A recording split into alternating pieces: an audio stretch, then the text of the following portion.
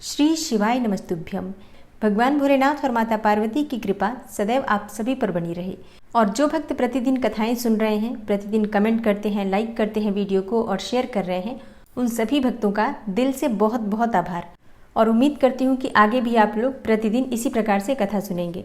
तो जैसा कि कल की कथा में आपने सुना कामदेव के भस्म होने की कथा, इसी के साथ किस प्रकार से माता पार्वती दुष्कर तपस्या करती हैं और इसके बाद सभी देवता जाकर भगवान शिव से आग्रह करते हैं गिरिजा से विवाह करने के लिए। तब भगवान शिव उन्हें आश्वासन देते हैं कि मैं गिरिजा से विवाह करूंगा और पुत्रोत्पादन करूंगा। इस प्रकार से देवताओं को आश्वासन देने के बाद स्वयं भगवान शिव मौन समाधि में स्थित हो जाते हैं। इसके आगे की कथा आप आज की वीडियो में सुनने वाले हैं और आज की कथा अत्यंत रोचक है क्योंकि आज भगवान शिव परीक्षा लेने वाले हैं पार्वती के तप की। तो पूरे भक्तिभाव से आज की कथा का श्रवण करते हैं। इससे पहले वीडियो को लाइक कर दीजिए और कमेंट बॉक्स में हर हर महादेव जरूर लिख दीजिए। ब्रह्मा जी कहते हैं, हे नारद, देवताओं के अपने आश्रम में चले जाने पर पार्वती के तप की परीक्षा के लिए भगवान शंकर समाधिस्थ हो गए। वे स्वयं अपने आप में अपने ही परात्पर, स्वस्थ, माया रहित तथा उपद्रव शून्य स्वरूप का चिंतन करने लगे। उस ध्येय वस्तु के रूप में साक्षात भगवान महेश्वर ही विराजमान हैं। उनकी गति का किसी को ज्ञान नहीं होता। वे भगवान वृषध्वज ही सबके सृष्टा परमेश्वर हैं। हे तात, उन दिनों पार्वती देवी बड़ी भारी तपस्या कर रही थी। उनकी तपस्या देखकर रुद्रदेव भी बड़े विस्मय में पड़ गए थे। भक्ताधीन होने के कारण ही वे समाधि से विचलित हो गए थे और किसी कारण से नहीं। तदनंतर सृष्टिकर्ता हर ने वशिष्ठ आदि सप्तर्षियों का स्मरण किया। उनके स्मरण करते ही वे सातों ऋषि शीघ्र ही वहां आ पहुंचे। उनके मुख पर प्रसन्नता छा रही थी तथा वे सबके सब अपने सौभाग्य की अधिक सराहना करते थे। उन्हें आया देखकर भगवान शिव के नेत्र प्रसन्नता से प्रफुल्ल कमल के समान खिल उठे और वे हंसते हुए बोले, तात सप्तर्षियों, तुम सब लोग मेरे हितकारी तथा संपूर्ण वस्तुओं के ज्ञान में निपुण हो, अतः शीघ्र ही मेरी बात सुनो।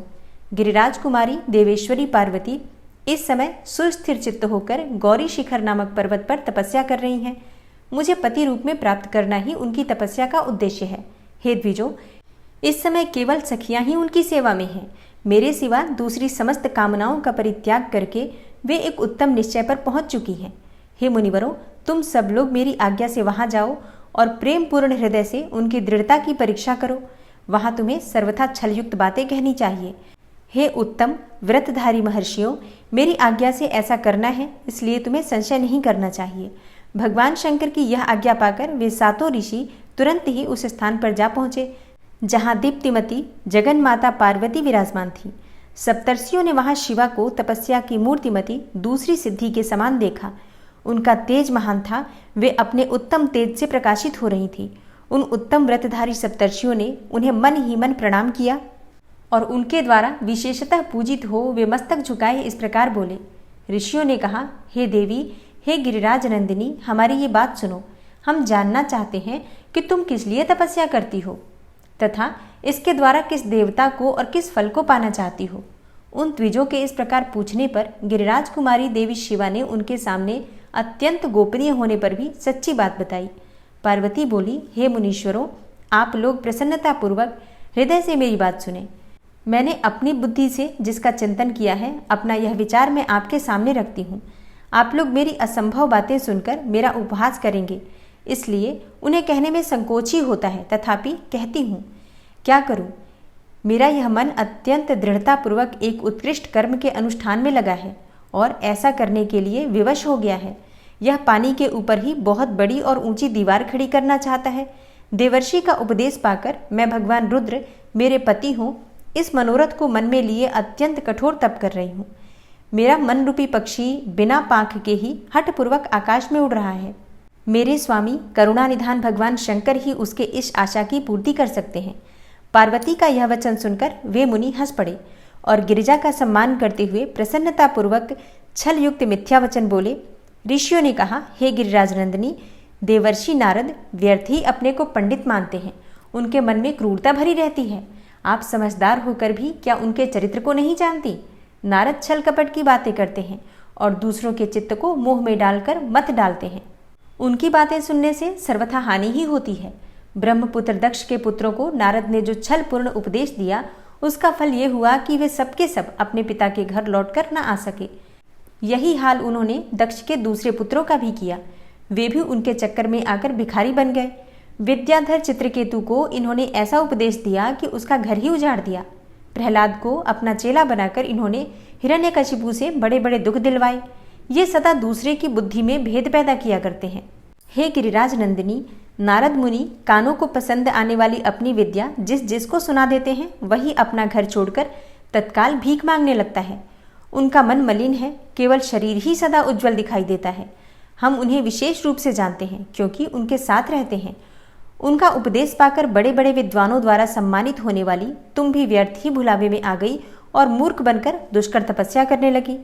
हे बाले, तुम जिनके लिए ये भारी तपस्या करती हो, वे रुद्र सदा उदासीन, निर्विकार तथा काम के शत्रु हैं, इसमें संशय नहीं है। वे अमांगलिक वस्तुओं से युक्त शरीर धारण करते हैं, लज्जा को तिलांजलि दे चुके हैं। उनका न कहीं घर है और न द्वार। वे किस कुल में उत्पन्न हुए हैं इसका भी किसी को पता नहीं है। कुत्सित वेश धारण किए भूतों तथा प्रेत आदि के साथ रहते हैं और नंग धड़ंग होकर शूल धारण किए घूमते रहते हैं। धूर्त नारद ने अपनी माया से तुम्हारे सारे विज्ञान को नष्ट कर दिया, युक्ति से तुम्हें मोह लिया और तुमसे तप करवाया। हे देवेश्वरी, हे गिरिराज नंदिनी, तुम ही विचार करो कि ऐसे वर को पाकर तुम्हें क्या सुख मिलेगा। पहले रुद्र ने बुद्धि से खूब सोच विचार कर साध्वी सती से विवाह किया, परंतु वे ऐसे मूढ़ हैं कि कुछ दिन भी उनके साथ निभाह न सके। उस बेचारी को वैसे ही दोष देकर उन्होंने त्याग दिया और स्वयं स्वतंत्र होकर अपने निष्कल और शोक रहित स्वरूप का ध्यान करते हुए उसी में सुखपूर्वक रम गए। हे देवी, जो सदा अकेले रहने वाले, शांत, संग्रहित और अद्वितीय हैं, उनके साथ किसी स्त्री का निर्वाह कैसे होगा। आज भी कुछ नहीं बिगड़ा है। तुम हमारी आज्ञा मानकर घर लौट जाओ और इस दुर्बुद्धि को त्याग दो। हे महाभागे, इससे तुम्हारा भला होगा। तुम्हारे योग्य वर हैं भगवान विष्णु, जो समस्त सद्गुणों से युक्त हैं। वे वैकुंठ में रहते हैं, लक्ष्मी के स्वामी हैं और नाना प्रकार की क्रीड़ाएं करने में कुशल हैं। उनके साथ हम तुम्हारा विवाह करा देंगे और वह विवाह तुम्हारे लिए समस्त सुखों को देने वाला भी होगा। हे पार्वती, तुम्हारा जो रुद्र के साथ विवाह करने का हठ है, ऐसे हठ को छोड़ दो और सुखी हो जाओ। ब्रह्मा जी कहते हैं, हे नारद, उनकी ऐसी बातें सुनकर जगदम्बिका पार्वती हंस पड़ी और पुनः उन ज्ञान विशारद मुनियों से बोली। पार्वती ने कहा, हे मुनीश्वरों, आपने अपनी समझ से ठीक ही कहा है, परंतु हे द्विजों, मेरा हठ भी छूटने वाला नहीं है। मेरा शरीर पर्वत से उत्पन्न होने के कारण मुझमें स्वाभाविक कठोरता विद्यमान है। अपनी बुद्धि से ऐसा विचार कर आप लोग मुझे तपस्या से रोकने का कष्ट न करें। देवर्षि का उपदेश वाक्य मेरे लिए परम हितकारक है, इसलिए मैं उसे कभी नहीं छोड़ूंगी। वेद वेदता भी यह मानते हैं कि गुरुजनों का वचन हितकारक होता है। गुरुओं का वचन सत्य होता है। ऐसा जिनका दृढ़ विचार है, उन्हें इहलोक और परलोक में परम सुख की प्राप्ति होती है और दुख कभी नहीं होता। गुरुओं का वचन सत्य होता है, यह विचार जिनके हृदय में नहीं है, उन्हें इहलोक और परलोक में भी दुख ही प्राप्त होता है, सुख कभी नहीं मिलता। अतः द्विजों, गुरुओं के वचन का कभी किसी तरह भी त्याग नहीं करना चाहिए। मेरा घर बसे या उजड़ जाए, मुझे तो यह हट सदा ही सुख देने वाला है। हे मुनिवरों, आपने जो बातें कही हैं, मैं उनका आपके कहे हुए तात्पर्य से भिन्न अर्थ समझती हूँ और उनका यहाँ संक्षेप से विवेचन प्रस्तुत करती हूँ। आपने यह ठीक कहा कि भगवान विष्णु सद्गुणों के धाम तथा लीला विहारी हैं। साथ ही आपने सदाशिव को निर्गुण कहा है। इसमें जो कारण है वह बताया जाता है। भगवान शिव साक्षात पर ब्रह्म है, अतएव निर्विकार हैं। वे केवल भक्तों के लिए ही शरीर धारण करते हैं, फिर भी लौकिकी प्रभुता को दिखाना नहीं चाहते। अतः परमहंसों की जो प्रिय गति होती है, उसी को वे धारण करते हैं। क्योंकि वे भगवान शंभु परमानंदमय हैं, इसलिए अवधूत रूप से रहते हैं। मायालिप्त जीवों को ही भूषण आदि की रुचि होती है, ब्रह्म को नहीं। वे प्रभु गुणातीत, अजन्मा, माया रहित, अलक्ष्य गति और विराट हैं। हे द्विजों, भगवान शंभु किसी विशेष धर्म या जाति आदि के कारण किसी पर अनुग्रह नहीं करते। मैं गुरु की कृपा से ही शिव को यथार्थ रूप से जानती हूँ। हे ब्रह्मर्षियों, यदि शिव मेरे साथ विवाह नहीं करेंगे तो मैं सदा कुमारी ही रह जाऊंगी, परंतु दूसरे के साथ विवाह नहीं करूंगी। यह मैं सत्य सत्य कहती हूँ। यदि सूर्य पश्चिम दिशा में भी उगने लगे, मेरु पर्वत अपने स्थान से विचलित हो जाए, अग्नि शीतलता को अपना ले तथा कमल पर्वत शिखर की शिला के ऊपर भी खिलने लगे, तो भी मेरा हट छूट नहीं सकता। यह मैं सच्ची बात कहती हूँ। ब्रह्मा जी कहते हैं, हे नारद, ऐसा कहकर उन मुनियों को प्रणाम करके गिरिराज कुमारी पार्वती निर्विकार चित्त से शिव का स्मरण करती हुई चुप हो गई। इस प्रकार गिरिजा के उस उत्तम निश्चय को जानकर वे सप्तर्षि भी उनकी जय जयकार करने लगे और उन्होंने पार्वती को उत्तम आशीर्वाद दिया। हे मुने, गिरिजा देवी की परीक्षा करने वाले वे सातों ऋषि उनको प्रणाम करके प्रसन्न चित्त होकर शीघ्र ही भगवान शिव के स्थान को चले आए। वहां पहुंचकर शिव को मस्तक नवाकर उनसे सारा वृतांत निवेदन करके उनकी आज्ञा लेकर वे पुनः सादर स्वर्गलोक को चले गए। और अब आगे की कथा में आप सुनिए किस प्रकार से भगवान शंकर जटिल तपस्वी ब्राह्मण के रूप में पार्वती के आश्रम पर जाते हैं और उनसे सत्कृत होकर उनकी तपस्या का कारण पूछते हैं। ब्रह्मा जी कहते हैं, हे नारद, उन सप्तर्षियों के अपने लोक में चले जाने पर सुंदर लीला करने वाले साक्षात भगवान शंकर ने देवी के तप की परीक्षा लेने का विचार किया। वे मन ही मन पार्वती से बहुत संतुष्ट थे और परीक्षा के ही बहाने पार्वती जी को देखने के लिए जटाधारी तपस्वी का रूप धारण करके भगवान शंभु उनके वन में गए।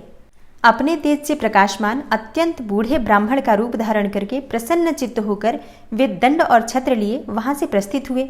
आश्रम में पहुंचकर उन्होंने देखा देवी शिवा सखियों से घिरी हुई वेदी पर बैठी हुई हैं और चंद्रमा के विशुद्ध कला सी प्रतीत होती हैं।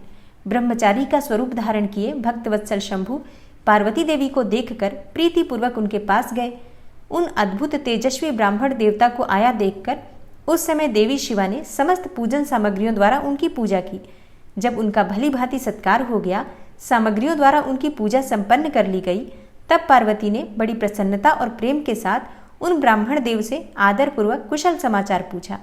पार्वती बोली, ब्रह्मचारी का स्वरूप धारण करके आए हुए आप कौन हैं और कहाँ से पधारे हैं? वेद वेदताओं में श्रेष्ठ विप्रवर, आप अपने तेज से इस वन को प्रकाशित कर रहे हैं। मैंने जो कुछ पूछा है उसे बतलाइए। ब्राह्मण ने कहा, हे देवी, मैं इच्छानुसार विचरने वाला वृद्ध ब्राह्मण हूँ, पवित्र बुद्धि, तपस्वी, दूसरों को सुख देने वाला और परोपकारी हूँ, इसमें संशय नहीं है। तुम कौन हो, किसकी पुत्री हो और इस निर्जन वन में किस लिए ऐसी तपस्या कर रही हो जो पंजे के बल पर खड़े होकर तप करने वाले मुनियों के लिए भी दुर्लभ है? तुम न बालिका हो न वृद्धा ही हो, सुंदरी तरुणी जान पड़ती हो, फिर किस लिए पति के बिना इस वन में आकर कठोर तपस्या करती हो? हे भद्रे, क्या तुम किसी तपस्वी की सहचारिणी तपस्विनी हो? हे देवी, क्या वह तपस्वी तुम्हारा पालन पोषण नहीं करता जो तुम्हें छोड़कर अन्यत्र चला गया है? हे देवी, बोलो, तुम किसके कुल में उत्पन्न हुई हो? तुम्हारे पिता कौन है और तुम्हारा नाम क्या है? तुम महासौभाग्य रूपा जान पड़ती हो, तुम्हारा तपस्या में अनुराग व्यर्थ है। क्या तुम वेद माता गायत्री हो, लक्ष्मी हो अथवा क्या सुंदर रूप वाली सरस्वती हो? इन तीनों में से तुम कौन हो? यहाँ मैं अनुमान से निश्चय नहीं कर पाता। पार्वती बोली, हे विप्रवर, न तो मैं वेद माता गायत्री हूँ, न लक्ष्मी हूँ और न ही सरस्वती हूँ। इस समय मैं हिमाचल की पुत्री हूँ और मेरा नाम पार्वती है। पूर्व काल में, इससे पहले के जन्म में, मैं प्रजापति दक्ष की पुत्री थी। उस समय मेरा नाम सती था। एक दिन पिता ने मेरे पति की निंदा की थी, जिससे कुपित होकर मैंने योग के द्वारा शरीर को त्याग दिया था। इस जन्म में भी भगवान शिव मुझे मिल गए थे, परंतु भाग्यवश काम को भस्म करके वे मुझे भी छोड़कर चले गए। हे ब्रह्मन, शंकर जी के चले जाने पर मैं विरह ताप से उद्विग्न हो उठी और तपस्या के लिए दृढ़ निश्चय करके पिता के घर से यहाँ गंगा जी के तट पर चली आई। यहाँ दीर्घ काल तक कठोर तपस्या करके भी मैं अपने प्राण वल्लभ को न पा सकी, इसलिए अग्नि में प्रवेश कर जाना चाहती थी। इतने में ही आपको आया देखकर मैं क्षण भर के लिए ठहर गई। अब आप जाइए, मैं अग्नि में प्रवेश करूंगी, क्योंकि भगवान शिव ने मुझे स्वीकार नहीं किया, किंतु जहां जहां मैं जन्म लूंगी वहां वहां शिव का ही पति रूप में वर्ण करूंगी। ब्रह्मा जी कहते हैं, हे नारद, ऐसा कहकर पार्वती उन ब्राह्मण देवता के सामने ही अग्नि में समा गई। यद्यपि ब्राह्मण देव सामने से उन्हें बारंबार ऐसा करने से रोक रहे थे, अग्नि में प्रवेश करते हुए पर्वतराज कुमारी पार्वती की तपस्या के प्रभाव से वह आग उसी क्षण चंदन पंख के समान शीतल हो गई। क्षण भर उस आग के भीतर रहकर जब पार्वती आकाश में ऊपर की ओर उठने लगी, तब ब्राह्मण रूपधारी शिव ने सहसा हंसते हुए उनसे पुनः पूछा, अहो भद्रे, तुम्हारा तप क्या है? यह कुछ भी मेरी समझ में नहीं आया। इधर अग्नि से तुम्हारा शरीर नहीं जला, यह तो तपस्या की सफलता का सूचक है, परंतु अब तक तुम्हें अपना मनोरथ प्राप्त नहीं हुआ, इससे उनकी विफलता प्रकट होती है। अतः हे देवी, सबको आनंद देने वाले मुझ श्रेष्ठ ब्राह्मण के सामने तुम अपने अभीष्ट मनोरथ को सच सच बताओ। ब्रह्मा जी कहते हैं, हे नारद, ब्राह्मण के इस प्रकार पूछने पर उत्तम व्रत का पालन करने वाली अंबिका ने अपनी सखी को उत्तर देने के लिए प्रेरित किया। पार्वती से प्रेरित हो उनकी विजया नामक प्राण प्यारी सखी ने जो उत्तम व्रत को जानने वाली थी, जटाधारी तपस्वी से कहा। सखी बोली, हे साधो, मैं तुमसे पार्वती के उत्तम चरित्र का और इनकी तपस्या के समस्त कारणों का वर्णन करती हूँ। आप सुनना चाहते हैं तो सुनिए। मेरी सखी गिरिराज हिमालय की पुत्री है। ये पार्वती और काली नाम से विख्यात हैं तथा माता मेनका की कन्या हैं। अब तक किसी ने इनके साथ विवाह नहीं किया है। हे भगवान, शिव के सिवा दूसरे किसी को चाहती भी नहीं। उन्हीं के लिए 3000 वर्षों से तपस्या कर रही हैं। भगवान शिव की प्राप्ति के लिए ही मेरी इन सखी ने ऐसा तप प्रारंभ किया है। हे विप्रवर, इसमें जो कारण है उसे बताती हूँ, सुनिए। ये पर्वत राजकुमारी ब्रह्मा, विष्णु तथा इंद्र आदि सब देवताओं को भी छोड़कर केवल पिनाक पाणी भगवान शंकर को ही पति रूप में प्राप्त करना चाहती हैं और नारद जी के आदेश से यह कठोर तपस्या कर रही हैं। हे द्विजश्रेष्ठ, आपने जो कुछ पूछा था उसके अनुसार मैंने प्रसन्नतापूर्वक अपनी सखी का मनोरथ बता दिया। अब आप और क्या सुनना चाहते हैं? ब्रह्मा जी कहते हैं, हे नारद, विजया का यह यथार्थ वचन सुनकर जटाधारी तपस्वी रुद्र हंसते हुए बोले, सखी ने यह जो कुछ कहा है उसमें मुझे परिहास का अनुमान होता है। यदि यह सब ठीक हो तो पार्वती देवी अपने मुंह से कहे। जटिल ब्राह्मण के इस प्रकार कहने पर पार्वती देवी अपने मुंह से ही यो कहने लगी। पार्वती बोली, हे जटाधारी विप्रवर, मेरा सारा वृतांत सुनिए। मेरी सखी ने जो कुछ कहा है वह ज्यों का त्यों सच है, उसमें असत्य कुछ भी नहीं है। मैं मन, वाणी और क्रिया द्वारा सत्य ही कहती हूँ, असत्य नहीं। मैंने साक्षात पतिभाव से भगवान शंकर का ही वर्ण किया है। यद्यपि जानती हूँ वह दुर्लभ वस्तु भला कैसे प्राप्त हो सकती है, तथापि मन की उत्कंठा से विवश हो मैं तपस्या कर रही हूँ। ब्राह्मण से ऐसी बात कहकर पार्वती देवी उस समय चुप हो रही। तब उनकी वह बातें सुनकर ब्राह्मण ने कहा। ब्राह्मण बोले, इस समय तक मेरे मन में यह जानने की प्रबल इच्छा थी कि ये देवी किस दुर्लभ वस्तु को पाना चाहती हैं, जिसके लिए ऐसा महान तप कर रही हैं। किंतु देवी, तुम्हारे मुखारविंद से सब कुछ सुनकर उस अभीष्ट वस्तु को जान लेने के बाद मैं अब यहाँ से जा रहा हूँ। तुम्हारी जैसी इच्छा हो वैसा ही करो। यदि तुम मुझसे न कहती तो मित्रता निष्फल हो जाती। अब जैसा तुम्हारा कार्य है वैसा ही उसका परिणाम होगा। जब तुम्हें इसी में सुख है तब मुझे कुछ नहीं कहना है। वहाँ ऐसी बात कहकर ब्राह्मण ने जो ही जाने का विचार किया, त्यों ही पार्वती देवी ने प्रणाम करके उनसे इस प्रकार कहा। पार्वती बोली, हे विप्रवर, आप क्यों जाएंगे? ठहरिए और मेरे हित की बात बताइए। पार्वती के ऐसा कहने पर दंडधारी ब्राह्मण देवता रुक गए और इस प्रकार बोले, हे देवी, यदि मेरी बात सुनने का मन है और मुझे भक्तिभाव से ठहरा रही हो तो मैं वह सब तत्व बता रहा हूँ जिससे तुम्हें हित अहित का ज्ञान हो जाएगा। महादेव जी के प्रति मेरे मन में गौरव बुद्धि है, अतः मैं उनको सब प्रकार से जानता हूँ। तो भी यथार्थ बात कहता हूँ, तुम सावधान होकर सुनो। वृषभ के चिन्ह से अंकित ध्वजा धारण करने वाले महादेव जी सारे शरीर में भस्म रमाए रहते हैं, सिर पर जटा धारण करते हैं, धोती की जगह बाघ का चाम पहनते हैं और चादर की जगह हाथी की खाल ओढ़ते हैं। हाथ में भीख मांगने के लिए एक खोपड़ी लिए रहते हैं।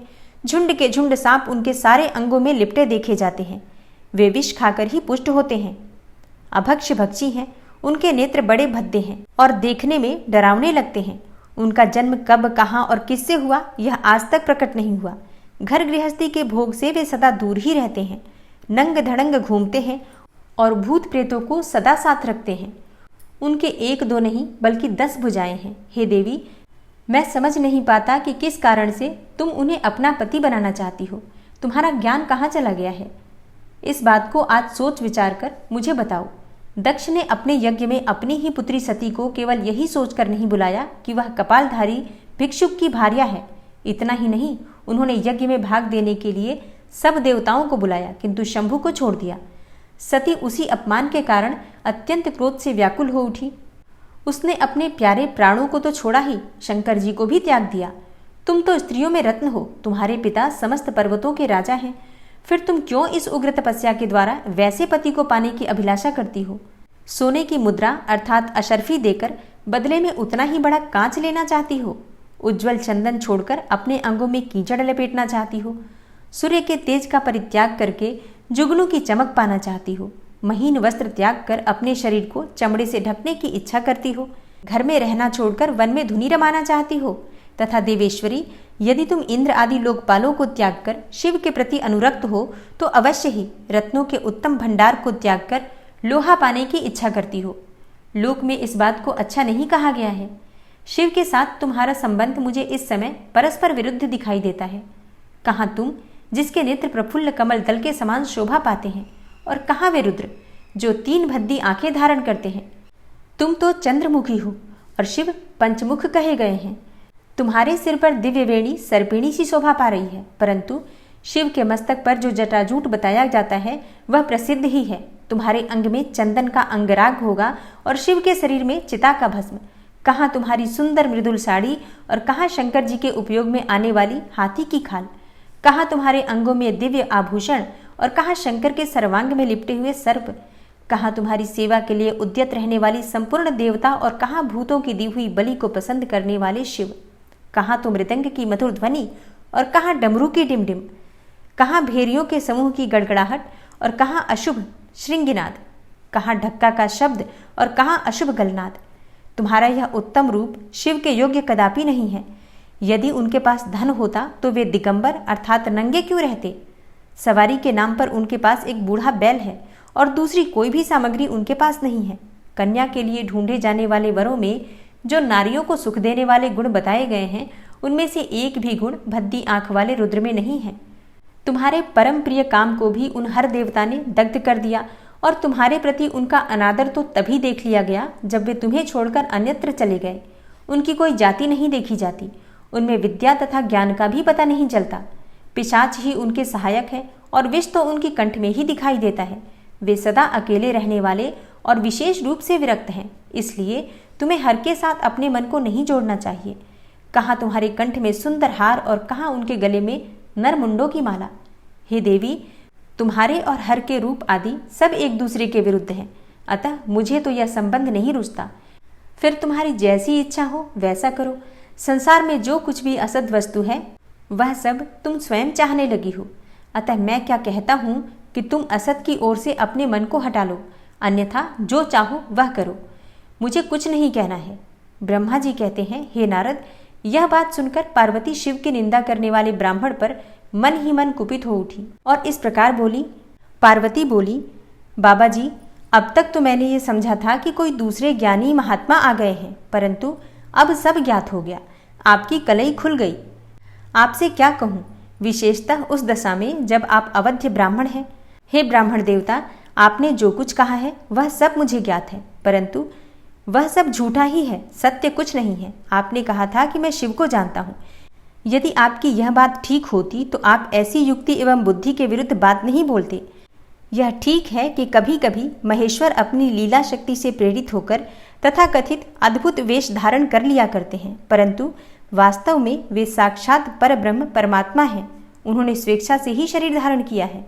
आप ब्रह्मचारी का स्वरूप धारण कर मुझे ठगने के लिए उद्यत होकर यहाँ आए हैं और अनुचित एवं असंगत युक्तियों का सहारा लेकर छल कपट से युक्त बातें बोल रहे हैं। मैं भगवान शंकर के स्वरूप को भलीभांति जानती हूँ, इसलिए यथा योग्य विचार करके उनके तत्व का वर्णन करती हूँ। वास्तव में शिव निर्गुण ब्रह्म है, कारणवश सगुण हो गए हैं। जो निर्गुण हैं वह समस्त गुण जिनके स्वरूप भूत हैं, उनकी जाति कैसे हो सकती है। वे भगवान सदाशिव समस्त विद्याओं के आधार हैं। फिर उन पूर्ण परमात्मा को किसी विद्या से क्या काम है। पूर्व काल में कल्प के आरंभ में भगवान शंभु ने श्री विष्णु को उच्छ्वास रूप से संपूर्ण वेद प्रदान किए थे, अतः उनके समान उत्तम प्रभु दूसरा कौन है। जो सबके आदि कारण हैं, उनकी अवस्था अथवा आयु का माप तौल कैसे हो सकता है। प्रकृति उन्हीं से उत्पन्न हुई है, फिर उनकी शक्ति का दूसरा क्या कारण हो सकता है। जो लोग सदा प्रेम पूर्वक शक्ति के स्वामी भगवान शंकर का भजन करते हैं, उन्हें भगवान शंभु प्रभु शक्ति, उत्साह शक्ति और मंत्र शक्ति, ये तीनों अक्षय शक्तियां प्रदान करते हैं। भगवान शिव के भजन से ही जीव मृत्यु को जीत लेता और निर्भय हो जाता है, इसलिए तीनों लोकों में उनका नाम मृत्युंजय प्रसिद्ध है। उन्हीं के अनुग्रह से विष्णु विष्णुत्व को, ब्रह्मा ब्रह्मत्व को और देवता देवत्व को प्राप्त हुए हैं। शिव जी का पक्ष लेकर बहुत बोलने से क्या लाभ। वे भगवान स्वयं ही महाप्रभु हैं। कल्याण रूपी शिव की सेवा से यहाँ कौन सा मनोरथ सिद्ध नहीं हो सकता। उन महादेव जी के पास किस बात की कमी है जो वे भगवान सदाशिव स्वयं मुझे पाने की इच्छा करें। यदि शंकर की सेवा ना करें तो मनुष्य 7 जन्मों तक दरिद्र होता है और उन्हीं की सेवा से सेवक को लोक में कभी नष्ट न होने वाली लक्ष्मी प्राप्त होती है। जिनके सामने 8 सिद्धियां नित्य आकर सिर नीचा किए इस इच्छा से नृत्य करती हैं कि वे भगवान हम पर संतुष्ट हो जाएं उनके लिए कोई भी हितकर वस्तु दुर्लभ कैसे हो सकती है। यद्यपि यहाँ मांगलिक कही जाने वाली कोई भी वस्तुएं शंकर का सेवन नहीं करती, तथापि उनके स्मरण मात्र से ही सबका मंगल हो जाता है। जिनकी पूजा के प्रभाव से उपासक की संपूर्ण कामनाएं सिद्ध हो जाती हैं, सदा निर्विकार रहने वाले उन परमात्मा शिव में विकार कहाँ से आ सकता है। जिस पुरुष के मुख में निरंतर शिव यह मंगलमय नाम निवास करता है, उसके दर्शन मात्र से ही अन्य सब सदा पवित्र हो जाते हैं। जैसा कि आपने कहा है, वे चिता का भस्म लगाते हैं, परंतु यदि उनका लगाया हुआ भस्म अपवित्र होता तो उनके शरीर से झड़कर गिरे हुए उस भस्म को देवता लोग सदा अपने सिर पर धारण कैसे करते। अतः शिव के अंगों के स्पर्श से अपवित्र वस्तु भी पवित्र हो जाती है। जो महादेव सगुण होकर तीनों लोकों के कर्ता, भर्ता और हर्ता होते हैं तथा निर्गुण रूप में शिव कहलाते हैं, वे बुद्धि के द्वारा पूर्ण रूप से कैसे जाने जा सकते हैं। पर ब्रह्म परमात्मा शिव का जो निर्गुण रूप है, उसे आप जैसे बहिर्मुख लोग कैसे जान सकते हैं। जो दुराचारी और पापी हैं, वे देवताओं से बहिष्कृत हो जाते हैं। ऐसे लोग निर्गुण शिव के तत्व को नहीं जानते। जो पुरुष तत्व को न जानने के कारण यहाँ शिव की निंदा करता है, उसके जन्म भर का सारा संचित पुण्य भस्म हो जाता है। आपने जो यहाँ अमित तेजस्वी महादेव जी की निंदा की है और मैंने जो आपकी पूजा की है, उससे मुझे पाप की भागिनी होना पड़ा है। शिवद्रोही को देखकर वस्त्र सहित स्नान करना चाहिए। शिवद्रोही का दर्शन हो जाने पर प्रायश्चित करना चाहिए।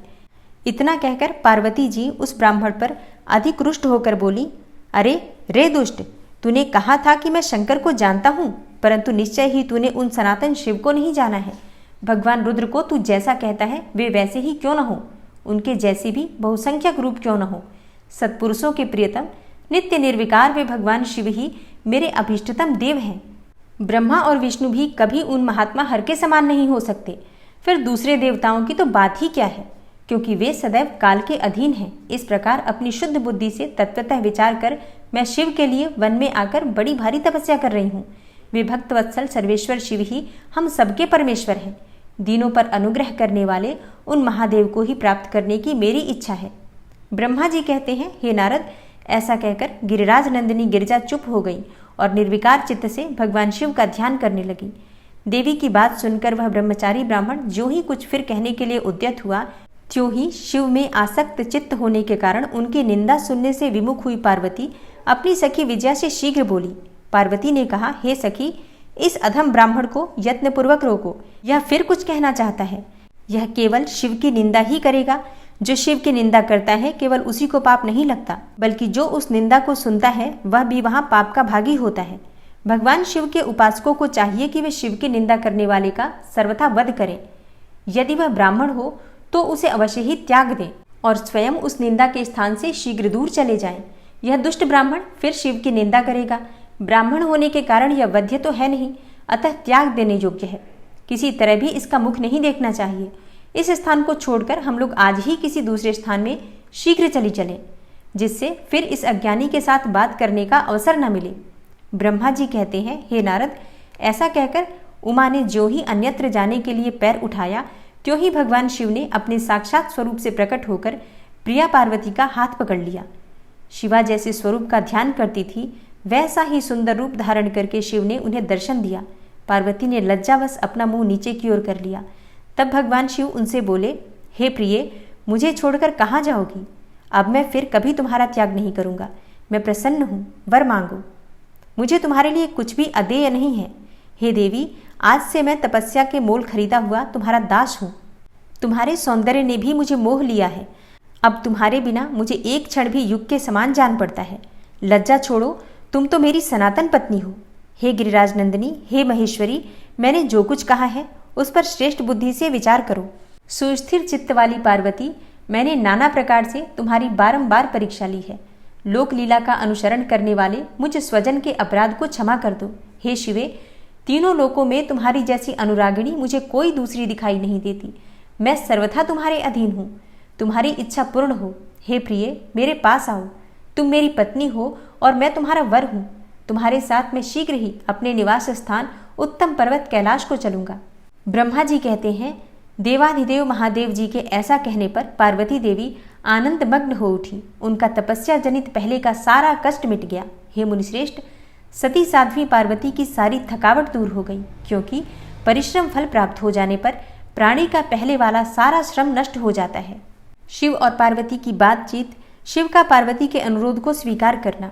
ब्रह्मा जी कहते हैं, हे नारद, परमात्मा हर की यह बात सुनकर और उनके आनंददायी रूप का दर्शन पाकर पार्वती को बड़ा हर्ष हुआ।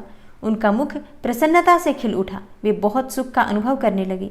फिर उन महासाध्वी शिवा ने अपने ही पास खड़े हुए भगवान शिव से कहा। पार्वती बोली, हे देवेश्वर, आप मेरे स्वामी हैं। प्रभु, पूर्व काल में आपने जिसके लिए हर्षपूर्वक दक्ष के यज्ञ का विनाश किया था, उसे क्यों भुला दिया था? वे ही आप हैं और मैं वही हूँ। देव देवेश्वर, इस समय मैं तारकासुर से दुख पाने वाले देवताओं के कार्य की सिद्धि के लिए रानी मैना के गर्भ से उत्पन्न हुई हूँ। हे देवेश, यदि आप मुझ पर प्रसन्न हैं और यदि मुझ पर कृपा करते हैं तो मेरे पति हो जाइए। हे ईशान, हे प्रभु, मेरी यह बात मान लीजिए और आपकी आज्ञा लेकर मैं पिता के घर जाती हूँ। अब आप अपने विवाह रूप परम उत्तम विशुद्ध यश को सर्वत्र विख्यात कीजिए। हे नाथ, हे प्रभु, आप तो लीला करने में कुशल हैं, अतः मेरे पिता हिमवान के पास चलिए और याचक बनकर उनसे मेरी याचना कीजिए। लोक में मेरे पिता के यश को फैलाते हुए आपको ऐसा ही करना चाहिए। इस तरह आप मेरे संपूर्ण गृहस्थाश्रम को सफल बनाइए। जब आप प्रसन्नतापूर्वक ऋषियों से मेरे पिता को सब बातों की जानकारी कराएंगे, तब मेरे पिता अपने भाई बंधुओं के साथ आपकी आज्ञा का पालन करेंगे, इसमें कोई संदेह नहीं है। जब मैं पहले प्रजापति दक्ष की कन्या थी और मेरे पिता ने आपके हाथ में मेरा हाथ दिया, उस समय आपने शास्त्रोक्त विधि से विवाह का कार्य पूरा नहीं किया। मेरे पिता दक्ष ने ग्रहों की पूजा नहीं की, अतः उस विवाह में ग्रह पूजन विषयक बड़ी भारी त्रुटि रह गई। इसलिए प्रभु, हे महादेव, अब की बार देवताओं के कार्य की सिद्धि के लिए आप शास्त्रोक्त विधि से विवाह कार्य का संपादन करें। विवाह की जैसी रीति है उसका पालन आपको अवश्य करना चाहिए। मेरे पिता हिमवान को यह अच्छी तरह ज्ञात हो जाना चाहिए कि मेरी पुत्री ने शुभ कारक तपस्या की है। पार्वती की ऐसी बात सुनकर भगवान सदाशिव बड़े प्रसन्न हुए और उनसे हंसते हुए प्रेम से बोले। शिवजी ने कहा, हे देवी, हे महेश्वरी, मेरी यह उत्तम बात सुनो। यह उचित, मंगल कारक और निर्दोष है। इसे सुनकर वैसा ही करो। हे वरानने, ब्रह्मा आदि जितने भी प्राणी हैं वे सब अनित्य हैं।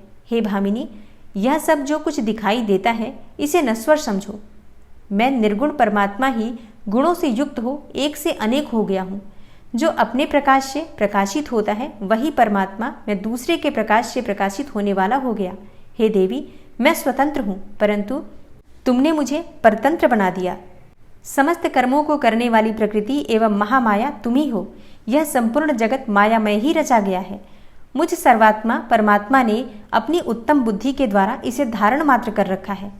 सर्वत्र परमात्मा भाव रखने वाले सर्वात्मा पुण्यवानों ने इसे अपने भीतर सींचा है तथा यह तीनों गुणों से आवेष्टित है। हे देवी, हे वरवर्णिनी, कौन मुख्य ग्रह हैं, कौन से ऋतु समूह हैं अथवा कौन दूसरे दूसरे उपग्रह हैं, इस समय तुमने शिव के लिए क्या कहा है, किस कर्तव्य का विधान किया है। गुण और कार्य के भेद से हम दोनों ने इस जगत में भक्त वत्सलता के कारण भक्तों को सुख देने के हेतु अवतार ग्रहण किया है। तुम ही रज, सत्व, तमोमयी त्रिगुणात्मिका सूक्ष्म प्रकृति हो। सदा व्यापार कुशल सगुणा और निर्गुणा भी हो। हे सुमध्ये, मैं यहाँ संपूर्ण भूतों का आत्मा, निर्विकार एवं निरीह हूँ। भक्त की इच्छा से मैंने शरीर धारण किया है। हे शैलजे, मैं तुम्हारे पिता हिमालय के पास नहीं जा सकता तथा भिक्षुक होकर किसी तरह तुम्हारी उनसे याचना भी नहीं कर सकता। हे गिरिराज नंदिनी, महान गुणों से अत्यंत गौरवशाली महात्मा पुरुष भी अपने मुंह से देही दो यह बात निकालने पर तत्काल लघुता को प्राप्त हो जाता है। हे कल्याणी, ऐसा जानकर हमारे लिए क्या कहती हो। हे भद्रे, तुम्हारी आज्ञा से मुझे सब कुछ करना है, अतः जैसी तुम्हारी इच्छा हो वैसा करो। महादेव जी के ऐसा कहने पर भी सती साध्वी कमल लोचना महादेवी शिवा ने उन भगवान शंकर को बारंबार भक्तिभाव से प्रणाम करके कहा। पार्वती बोली, हे नाथ, आप आत्मा हैं और मैं प्रकृति। इस विषय में विचार करने की कोई बात नहीं है। हम दोनों स्वतंत्र और निर्गुण होते हुए भी भक्तों के अधीन होने के कारण सगुण हो जाते हैं। हे शंभो, हे प्रभो, आपको प्रयत्नपूर्वक मेरी प्रार्थना के अनुसार कार्य करना चाहिए। हे शंकर, आप मेरे लिए याचना करें और हिमवान को दाता बनने का सौभाग्य प्रदान करें। हे महेश्वर, मैं सदा आपकी भक्ता हूँ, अतः मुझ पर कृपा कीजिए। हे नाथ, सदा जन्म जन्म में मैं ही आपकी पत्नी होती रही हूँ। आप पर ब्रह्म परमात्मा हैं, निर्गुण हैं, प्रकृति से परे हैं, निर्विकार, निरीह, एवं स्वतंत्र परमेश्वर हैं, तथापि भक्तों के उद्धार में संलग्न होकर यहाँ सगुण भी हो जाते हैं। स्वात्मा राम होकर भी लीला विहारी बन जाते हैं, क्योंकि आप नाना प्रकार की लीलाएं करने में कुशल हैं। हे महादेव, हे महेश्वर, मैं सब प्रकार से आपको जानती हूँ। हे सर्वज्ञ, अब बहुत कहने से क्या लाभ, मुझ पर दया कीजिए। हे नाथ, महान अद्भुत लीला करके लोक में अपने सुयश का विस्तार कीजिए, जिसे गा गाकर लोग अनायास ही भवसागर से पार हो जाएं। ब्रह्मा जी कहते हैं, हे नारद, ऐसा कहकर गिरिजा ने महेश्वर को बारंबार प्रणाम किया और मस्तक झुकाकर हाथ जोड़कर वे चुप हो गई। उनके ऐसा कहने पर महात्मा महेश्वर ने लोक लीला का अनुसरण करने के लिए वैसा ही करना स्वीकार कर लिया। पार्वती जी ने जो कुछ कहा था उसी को प्रसन्नतापूर्वक करने के लिए उद्यत होकर वे हंसने लगे। तदनंतर हर्ष से भरे हुए शंभु अंतर्ध्यान होकर कैलाश को चले गए। उस समय काली के विरह से उनका चित्त उन्हीं की ओर खिंच गया था। कैलाश पर जाकर परमानंद में निमग्न हुए महेश्वर ने अपने नंदी आदि गणों से वह सारा वृतांत कह सुनाया। वे भैरव आदि सभी गण भी वह सब समाचार सुनकर अत्यंत सुखी हो गए और महान उत्सव करने लगे। हे नारद, उस समय वहां महान मंगल होने लगा, सबके दुख नष्ट हो गए तथा रुद्रदेव को भी पूर्ण आनंद प्राप्त हुआ। ओम नमः शिवाय। श्री शिवाय नमस्तुभ्यम। आज की कथा का यहीं पर समापन करती हूँ और उम्मीद करती हूँ कि कल भी आप कथा जरूर सुनेंगे। आज की कथा आपको कैसी लगी कमेंट बॉक्स में ज़रूर बताइए और इसी तरह आगे की सभी कथाएं सुनने के लिए चैनल से जुड़े रहिए। मिलती हूँ मैं आपसे अगली वीडियो में, तब तक के लिए नमस्कार।